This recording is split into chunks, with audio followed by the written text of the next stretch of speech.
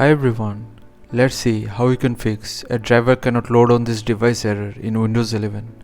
To get started, simply go to your Windows settings, then go to Windows Updates. From here, click on Advanced Options, then go to Optional Updates. Expand the Driver Update section. Checkmark all the boxes you see here and click on Download and Install. If there are any pending Windows updates, simply download and install them as well. Once the installation is complete, simply restart your computer. After restart, go to Windows Security. From here, go to Device Security. Then click on Core Isolation Details. Turn off the memory integrity option. And it will ask you to restart. Simply click here to restart and the issue will get resolved.